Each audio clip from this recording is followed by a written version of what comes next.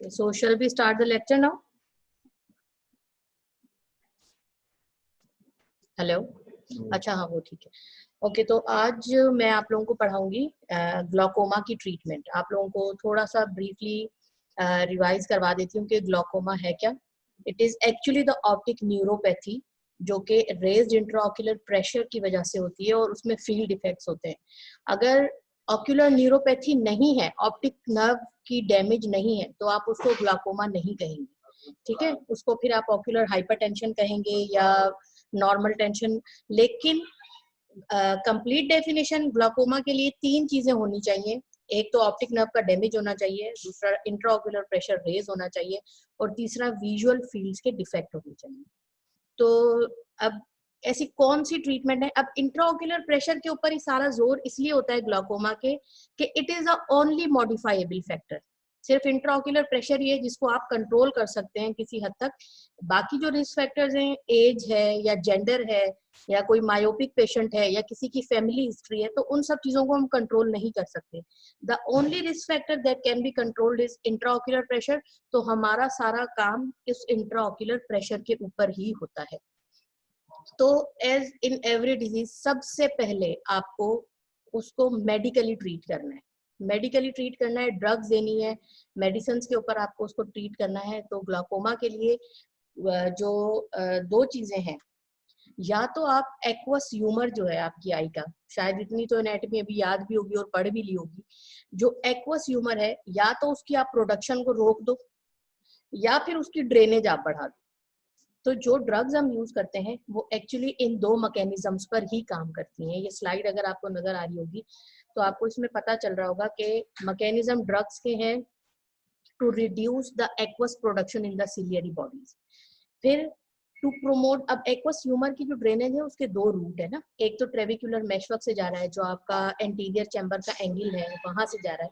दूसरा आपका aqueous humour जाता है यूवियो स्क्लेरल पाथवे। 90% तो ट्रेबिकुलर मेशवर्क से ड्रेनेज हो जाता है, बाकी का 10% यूवियो स्क्लेरल पाथवे से ड्रेन होता है। तो या तो आप उस ट्रेबिकुलर मेशवर्क से ड्रेनेज को बढ़ा दें या फिर आप उस यूवियो स्क्लेरल पाथवे से आप ड्रेनेज को इंक्रीज कर सकते हैं उसके।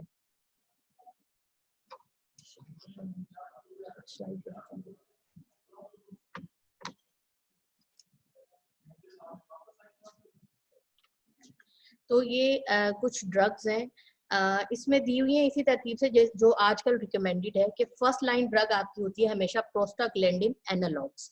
ये प्रोस्टाग्लैंडिन एनालॉग्स क्या करते हैं, ये यूवियो स्क्लेरल पाथवे पे काम करते हैं और उस यूवियो स्क्लेरल पाथवे को बढ़ा देते हैं, उससे ड्रेनेज को बढ़ा देते हैं। अब ये प्रोस्टाग्लैंडिन में लेटेनोप्रोस्ट है, बीमेटोप्रोस्ट है, ट्रेवोप्रोस्ट, सबके एंड में प्रोस्ट प्रोस्ट प्रोस्ट आ रहा है, ये प्रोस्टाग्लैंडिन है, ठीक है। अच्छा, अब इनका जो काम है ये अप टू 32% तक एक्वस का आउटफ्लो इंक्रीज कर देते हैं। साइड इफेक्ट्स हर ड्रग के होते हैं, इनके भी हैं। अगर हम बीइंग अ गर्ल देखो तो ये साइड इफेक्ट बड़े काम के हैं। इनसे पलकें लंबी लंबी हो जाती है पेशेंट की। जो प्रोस्टाग्लैंडिन यूज करते हैं उनकी पलकें डार्क हो जाती हैं, लॉन्ग हो जाती हैं।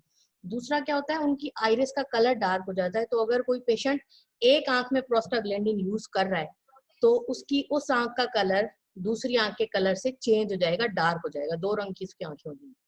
ओके, देन फिर आता है आपका बीटा एंटागोनिस्ट। ये बीटा ब्लॉकर्स है, 3rd ईयर में पढ़े होंगे, मुझे पक्का यकीन है याद भी नहीं होंगे भी क्या पढ़ा था आपने।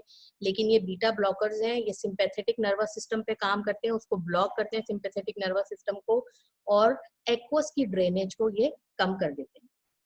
इनमें टीमोलॉल है, लीवोब्यूनोलॉल है, बिटेक्सालॉल है, सबके एंड में जो लॉल लॉल लॉल, ये सारे बीटा ब्लॉकर्स, ठीक है। अच्छा, अब इसके सिस्टमिक साइड इफेक्ट ज्यादा है। इसमें ऑक्यूलर में तो थोड़ी सी बस पेशेंट को जलन या चुभन महसूस होती है और इतना कोई खातिर खा ऑक्यूलर इसका साइड इफेक्ट है नहीं। लेकिन अगर तो ये सिस्टमिक एब्जॉर्प्शन हो जाए तो ब्रेडिकार्डिया और जो एस्थमा के पेशेंट हैं उनमें ब्रोंकोस्पेज्म करवा सकता है, हार्ट ब्लॉक करा सकता है। आपको जब भी किसी पेशेंट को आप आई ड्रॉप प्रिस्क्राइब करेंगे तो आप उसको ये बताएंगे कि ये आपने आंख में डालने कैसे, ठीक है। तरीका ये होता है कि पेशेंट की नेक पूरी फ्लेक्स्ड हो और फिर वो उसमें आई ड्रॉप ऊपर से डाले, ड्रॉपर टच ना हो आई पे, तीसरा जो सबसे इम्पोर्टेंट काम है वो है पंक्टल ऑक्लूजन। मीडियल कैंसर्स के ऊपर प्रेशर देके आंख बंद कर देनी है, क्योंकि सिस्टमिक एब्जॉर्प्शन का ओनली रूट आई से ये पंक्टल ऑक्लूजन से ही जाता है, तो सॉरी पंक्टम से ही जाता है, तो आपको पंक्टल ऑक्लूजन करनी पड़ेगी ताकि इसकी सिस्टमिक एब्जॉर्प्शन ना हो। फिर हमारे पास एड्रीनर्जिक अगोनिस्ट आते हैं। एड्रीनर्जिक अगोनिस्ट ये अल्फा अगोनिस्ट है, और इनमें हमारे पास एप्राक्लोनिडीन आ जाती है, ब्रोमिनिडीन आ जाती है, एंड में डीन आ रहा है, तो ये अल्फा अगोनिस्ट है। ये भी एक्वस की प्रोडक्शन को कम करते हैं, साथ साथ थोड़ी बहुत एक्वस की आउटफ्लो को ये बढ़ा भी देते हैं। ठीक है, अच्छा, दोनों जो बीटा ब्लॉकर्स हैं और अल्फा अगोनिस्ट हैं, ये अप टू 30% तक एक्वस का आउटफ्लो बढ़ाते हैं। ये ट्रेबिक्युलर मेशवर्क वाला आउटफ्लो बढ़ाते हैं। इसकी भी अगर सिस्टमिक एब्जॉर्प्शन हो जाए तो हाइपोटेंशन करा सकते हैं, और फॉलिकुलर कंजक्टिवाइटिस इसका साइड इफेक्ट है आई के ऊपर।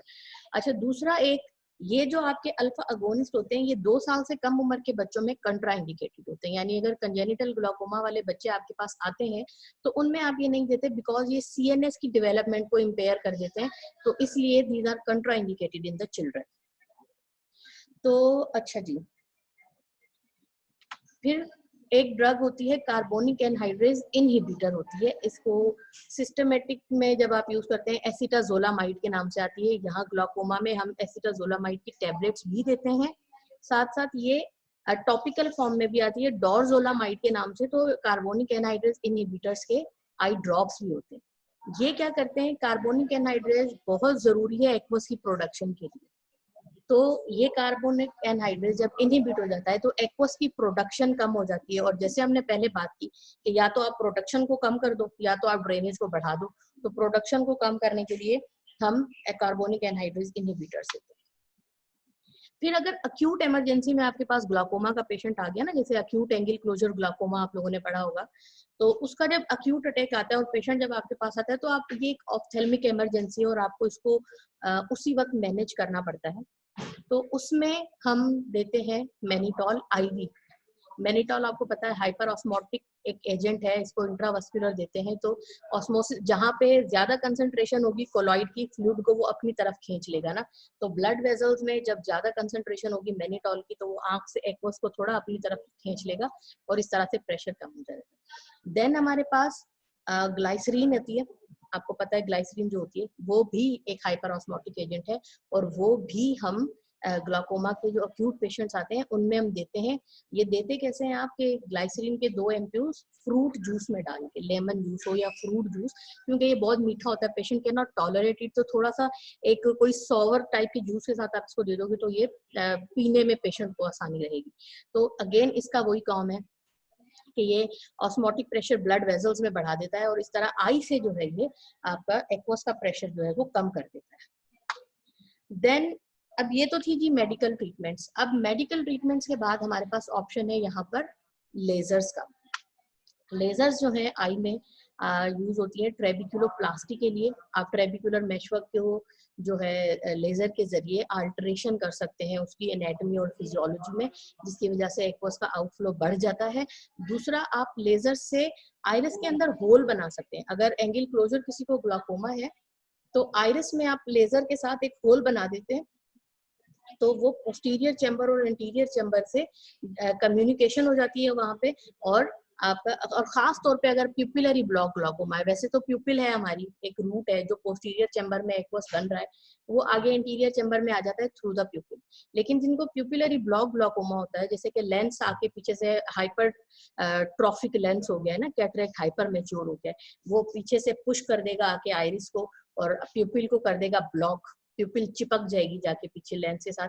अब कोई रूट नहीं बचा है इंटीरियर और पोस्टीरियर चैम्बर की कम्युनिकेशन का, जिससे, क्योंकि ड्रेनेज होती है, प्रोडक्शन होती है एक्वस की पोस्टीरियर चैम्बर में और ड्रेनेज होती है एक्वस की इंटीरियर चैम्बर में, तो उस ड्रेनेज को मेंटेन करने के लिए फिर हमें आइरिस में एक होल बनाना पड़ता है, उसको हम कहते हैं आइरिडोटमी। और ये हम पेरिफेरली बनाते हैं, तो इसलिए उसको हम कहते हैं पेरिफेरल आइरिडोटमी। ये जो आइरिडोटमी है पेरिफेरल, ये आप सर्जिकल भी बना सकते हैं, सर्जरी करके भी एक होल बना सकते हैं, या सबसे आसान नॉन इन्वेसिव तरीका ये है कि आप लेजर के साथ उसको होल बना के आइरिडोटमी कर सकते हैं। फिर लेजर्स का जो एक यूज है खास तौर पे ऑर्गन लेजर ट्रेबिकुलोप्लास्टी है और सिलेक्टिव लेजर ट्रेबिकुलोप्लास्टी है। इसमें क्या होता है, जो ट्रेबिकुलर मेशवर्क का पिगमेंटेड पार्ट है ना, सिलेक्टिवली आप उसको जो है डैमेज कर रहे होते हो लेजर के साथ। तो क्योंकि सिलेक्टिव टिश्यू है तो डैमेज, सराउंडिंग टिश्यू का डैमेज कम होगा, सराउंडिंग टिश्यू की इन्फ्लेमेशन कम होगी। तो इसलिए ये लाइक बहुत काम की चीज है कि आप कम से जो नॉर्मल टिश्यू है या कम से कम टिश्यू को डैमेज करके और ज्यादा से ज्यादा फायदा हासिल कर सकते हैं। तो ये ट्रेबिकुलोप्लास्टी एक ऑर्गन लेजर ट्रेबिकुलोप्लास्टी होती है, उसको हम ALT कहते हैं। एक सिलेक्टिव लेजर ट्रेबिकुलोप्लास्टी होती है, उसको हम SLT कहते हैं। दोनों तकरीबन सेम ही है। सिलेक्टिव वाली, इसके नाम से ही आपको पता चल रहा होगा कि सिलेक्टिव वाली मोर सिलेक्टिव। ठीक है, तो एक टारगेटेड टिश्यू को डैमेज करती है। ओके, देन बात कर लेते हैं सर्जरीज की। ये पिक्चर जो अभी आपको नजर आ रही है ये ट्रेबिकुलेक्टमी की है। अच्छा, अब मैं आपको कुछ थोड़े ऑप्शंस देती हूँ, बताती हूँ कि सर्जरी कौन कौन सी हम कर सकते हैं। देखो, एंगल के स्ट्रक्चर याद रखने आपको बड़े जरूरी हैं इसमें, कि जो इंटीरियर चैम्बर है उसमें जो एंगल है उसमें कौन कौन से स्ट्रक्चर है जो कि ड्रेनेज करवा रहे हैं। तो होता ये है कि एक होती है गोनियोटमी, जो बच्चों में हम करते हैं। गोनियोटमी वही अगेन एंगल में हम थोड़ा सा टिश्यू को रिमूव कर देते हैं ताकि उसका जो ड्रेनेज है वो थोड़ा सा बढ़ जाए। फिर होती है ट्रेबिकुलोटमी, उसमें भी हम ट्रेबिकुलर मेशवर्क का टिश्यू थोड़ा सा रिमूव करते हैं ताकि वहां से वो ड्रेनेज हो जाए। अच्छा जी, फिर हमारे पास आती है ट्रेबिकुलेक्टमी, जो कि एक समझें कि एक फाइनल डेस्टिनेशन है ग्लाकोमा की। ट्रेबिकुलेक्टमी आप करते हैं। ट्रेबिकुलेक्टमी में हम क्या करते हैं कि हम स्क्लेरा के जरिए एक विंडो बनाते हैं और उस विंडो के जरिए हम जाके एंगल में ट्रेबिकुलर मेशवर्क का एक पार्ट रिमूव कर देते हैं। जब उस पार्ट को आप रिमूव करते हैं ना, तो एंटीरियर चैम्बर एंगल का और सब कंजक्टिवल स्पेस का या सब टेनन स्पेस का एक कम्युनिकेशन बना देते हैं। तो जो एक्वस जो ड्रेन, क्योंकि पहले छोटे छोटे से होल है ट्रेबिकुलर मेशवर्क में, तो ड्रेनेज कम हो रहा है। अब आपने एक पार्ट इसका रिमूव कर दिया और एंटीरियर चैम्बर एंगल से डायरेक्ट जो है आपका फ्लूइड जो है वो सब टेनॉन स्पेस में जा रहा है, ड्रेनेज अच्छा हो गया है, तो प्रेशर कम हो जाएगा। ठीक है, फिर इस ट्रेबिकुलेक्टमी के साथ हम इसका थोड़ा सा फेल्योर रेट है कि फाइब्रोसिस हो गई, जो आपने विंडो बनाई थी उसमें फाइब्रोसिस हो गई तो अब ड्रेनेज प्रॉपर नहीं हो रहा। तो हम इसमें क्या करते हैं, हम इसमें ये करते हैं जो कुछ एंटी फाइब्रोटिक एजेंट है। एंटी फाइब्रोटिक एजेंट कौन से होते हैं? एंटी फाइब्रोटिक एजेंट्स वो होते हैं जो आप कैंसर में यूज करते हैं ना, कैंसर वाले ड्रग्स। तो ये हम बहुत माइन्यूट कंसंट्रेशन में लेके और वो जो हम विंडो बनाते हैं वहां पे रुई में, उस रुई को सोक करके उस एंटी फाइब्रोटिक एजेंट में, और उस रुई को या कॉटन को वहां पे 2 मिनट के लिए रख के अच्छी तरीके से वॉश करते हैं। तो ट्रेबिकुलेक्टमी जो सर्जरी है इसका सक्सेस जो रेट है ना वो बढ़ जाता है। ठीक है, तो इसमें एंटीफाइब्रोटिक एजेंट दो हैं, एक है माइटोमाइसिन सी और दूसरा है 5-फ्लोरोयूरेसिल। ज्यादातर यूज होता है माइटोमाइसिन सी, है दोनों ही टॉक्सिक, लेकिन 5-फ्लोरोयूरेसिल थोड़ा ज्यादा टॉक्सिक है और जो माइटोमाइसिन सी है वो उससे थोड़ा कम टॉक्सिक है, बट है दोनों ही टॉक्सिक। ठीक है जी, तो माइटोमाइसिन सी के साथ आप इसको यूज कर सकते हैं। दूसरा, आजकल बड़ी एडवांसमेंट हो गई है ना, बड़ा जदीद दौर आ गया है, तो सर्जरीज में भी बड़ी जिद्दत आ गई है। तो अब क्या करते हैं, अब शंट प्रोसीजर्स होते हैं। शंट प्रोसीजर्स में क्या होते हैं, छोटे छोटे डिवाइसेस होती हैं, ट्यूब डिवाइसेस होती हैं, शंट डिवाइसेस होती हैं, वॉल्व होते हैं। वो हम क्या करते हैं, प्लेस करते हैं in the chamber, anterior chamber में और एंगल के साथ, और उसकी जो ड्रेनेज होती है वो अगेन सब टेनॉन स्पेस में। तो आजकल इसके ऊपर बड़ा जोर है। इनमें एक नाम बता देती हूँ, आपको बहुत याद रहेगा, अहमद वॉल्व आता है, अहमद ग्लाकोमा शंट आता है। वो एक बड़ा मुसलमानों वाला नाम है ना, तो इसलिए थोड़ा पाकिस्तानी नाम है तो वो थोड़ा याद रहता है। अहमद वॉल्व आते हैं। इसके अलावा मोल्टेनो वॉल्व्स हैं और भी बहुत सारे हैं, लेकिन इन शंट प्रोसीजर्स की भी, क्योंकि इनमें इतनी ज्यादा इतने ज्यादा ये इन्वेसिव नहीं है, टिश्यूज के साथ इतनी ज्यादा छेड़छाड़ नहीं है, तो इसलिए जो है ये शंट प्रोसीजर्स आजकल के न्यू नॉर्मल बनते जा रहे हैं। ठीक है जी, तो ये थी ग्लाकोमा की ट्रीटमेंट्स। तो अब अगर आपको इसमें से मुझसे कुछ पूछना है तो आप पूछ सकते हैं। हेलो, जाग रहे हो या सो गए हो सब? नहीं मैम, जाग रहे हैं। जाग रहे हैं ना, तो कुछ पूछना है तो पूछिए। नहीं मैम, किसी को कुछ नहीं पूछना, सब समझ आ गया।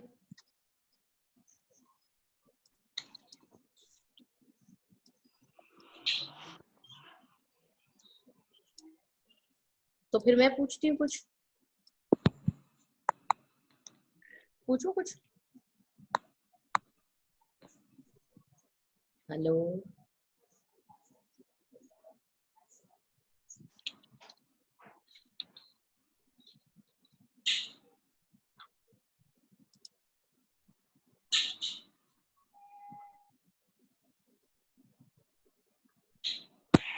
यहाँ पे भाई सारे जो जाग रहे हैं वो बताओ, कुछ पूछूं मैं आप लोगों से या आप लोगों ने कुछ पूछना है?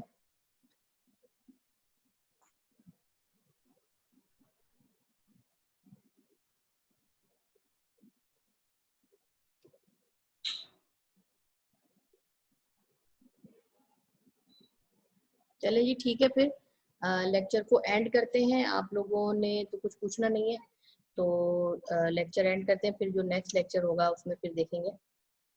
ठीक है जी।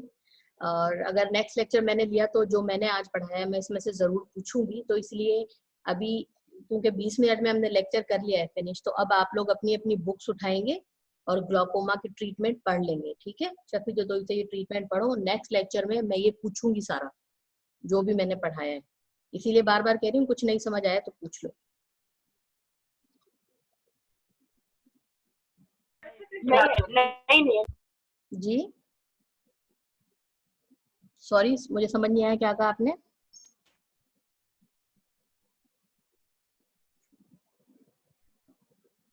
चलें ठीक है जी, फिर नेक्स्ट लेक्चर में आपसे ये सारा पूछेंगे हम। अभी टाइम है आपके पास, बुक उठाएं क्योंकि अभी मैंने बताया है आपको। जी जी शशि बलोच, बताएं, कहें।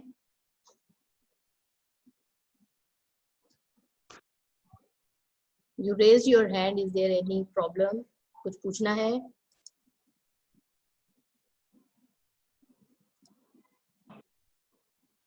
आपका माइक ना म्यूट पे लगा हुआ है। शशि आपका माइक म्यूट पे है, I can not hear you.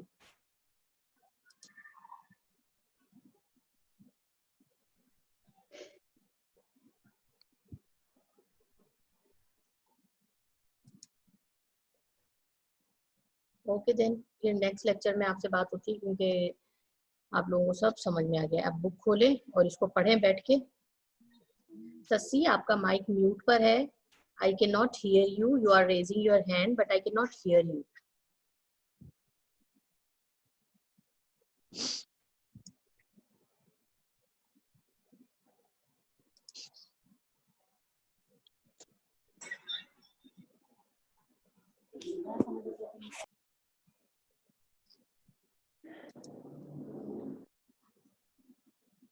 Okay then girls, अल्लाह हाफिज।